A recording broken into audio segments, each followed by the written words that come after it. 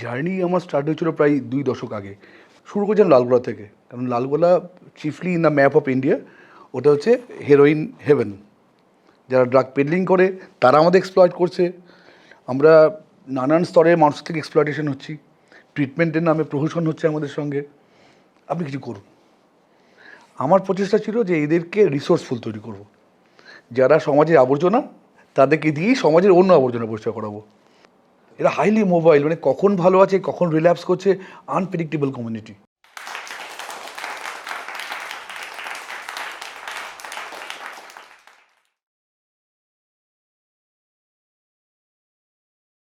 আমার চাইল্ডহুড, আমি অ্যাকচুয়ালি, আমার বাবা ছিলেন বাংলাদেশি।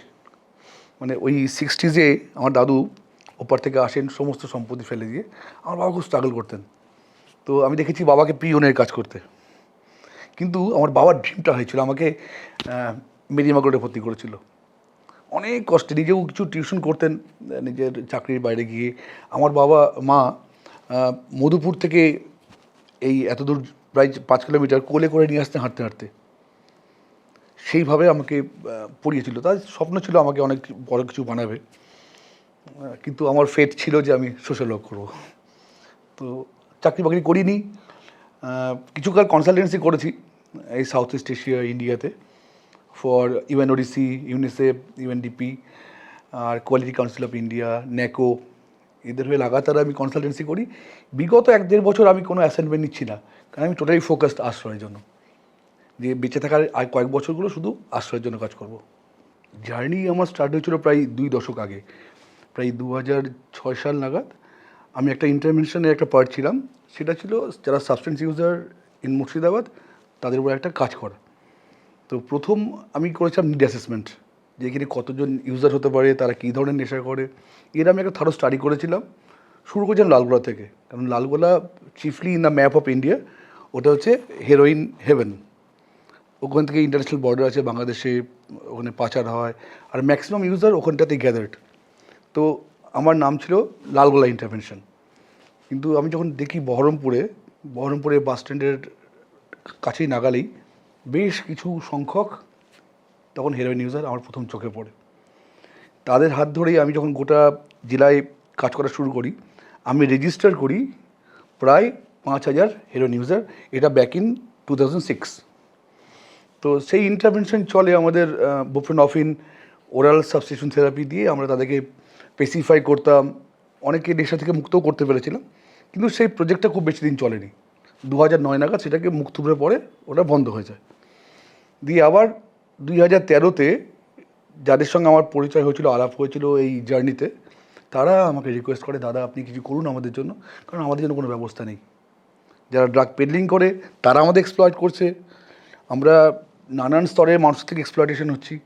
ট্রিটমেন্টের নামে প্রহসন হচ্ছে আমাদের সঙ্গে। আপনি কিছু করুন। তখন এসপি ছিলেন হুমায়ুন কবির। আমি ওনাকে রিকোয়েস্ট করি। উনি তখন বহরমপুর মিউনিসিপ্যালিটি রিকোয়েস্ট করেন যে আমরা একটা 15 দিনের একটা ক্যাম্প করে দেখা যাক কী হয়। তো প্রায় 50টা মানুষকে আমরা নিয়ে এসেছিলাম। পুরো আর্থিক সহায়তা করেছিল মিউনিসিপ্যালিটি, আর প্রশাসনিক থেকে অন্য ধরনের সাপোর্ট ছিল। তো তাদের নিয়ে কাজ করেছিলাম। তো সেটাও 15 দিন পর বন্ধ করতে হয়েছে। কিন্তু ওরা এই ধরনের ট্রিটমেন্টে এসে 15 দিনের একটা ফ্রি ক্যাম্পে এসে ওদের মনে হয়েছিল তুষারদা আমাদের জন্য কিছু করতে পারে। বারে রিকোয়েস্ট আসে। শেষে আমরা 2015-তে রেজিস্টার করি একটা এনজিও আশ্রয় নাম দিয়ে। তখন থেকেই পথ চলা শুরু, যে এটা একটা এনজিও হবে which will be run totally by the community. আজকে আমি ছাড়া আরও যারা আজকে আছে আমাদের গভর্নিং বডিতে বা নানান সিদ্ধান্তের জায়গায়, সেখানে অনেকটাই এদের রিপ্রেজেন্টেশন আছে। এরাই সমস্ত সিদ্ধান্ত নেয় যে আমাদের রিহ্যাব সেন্টারটা কীভাবে চলবে, আরও এদেরকে তুলে নিয়ে এসে এদেরকে আমরা কোন কোন জায়গায় প্রতিস্থাপিত করতে পারবো, এদের লাইভলিহুড অপরচুনিটি, এদের মেইন স্ট্রিমিং, এদের ডিগনিটি ফিরিয়ে নিয়ে আসা, এই পুরো কাজটা আমাদের তখন থেকে শুরু হয়। আমার প্রচেষ্টা ছিল যে এদেরকে রিসোর্সফুল তৈরি করব। যারা সমাজের আবর্জনা তাদেরকে দিয়েই সমাজের অন্য আবর্জনা পরিষ্কার করাবো। তাদেরকে সমাজে অন্য কোনো কাজে লাগাবো। আজকে এরা ব্লাড ডোনেশন করছে, অহরহ করছে, প্রায় প্রতিদিন। রাস্তায় কোনো হারিয়ে যাওয়া লোক তাদের নিয়ে এসে বাড়িতে প্রতিস্থাপিত করছে। কারো অসুখ ফোন করছে সবার আগে এরা। করোনার সময় তো এরা মারাত্মকভাবে কাজ করেছে। মানে করোনা ডেড বডি বাড়ির লোক ছুতে নারাজ, এরা কি তাদের শেষকৃত্য করেছে। কোনো অসুস্থ লোক করোনাতে অ্যাফেক্টেড, কেউ হাসপাতালে নিয়ে যাওয়া নেই, অ্যাম্বুলেন্স পাওয়া যাচ্ছে না, ঘাড়ে করে তাকে হাসপাতাল নিয়ে গেছে।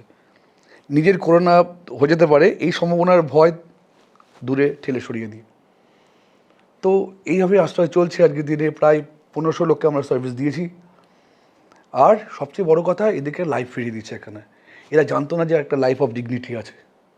আজকে প্রত্যেকে নিজের জায়গায় প্রতিষ্ঠিত, সবাই চেনে এদেরকে, যে শিবু হোক গদাই হোক, এরা সেই জায়গায় ফিরে এসছে, সবাই এদের চেনে। আর এরাও চাইছে অন্য অন্য লোকগুলো যেন এদের মতো করে উঠে আসে। পরিকল্পনা কটা যে পিছিয়ে পড়া মানুষ নিয়ে কাজ করব। তো ড্রাগ ইউজের তো হলো, এদের কাজ করছি, আরও বড় করে করব। কিন্তু বাকি একটা পর্যায়ে পড়ে রয়েছে, সেটা হচ্ছে স্লাম ডেভেলপমেন্ট। স্লামে অনেক বাচ্চাগুলো আছে যারা হয়তো ভারতের ভবিষ্যৎ হতে পারে, কিন্তু তাদের প্রতি কারো ফোকাস নেই।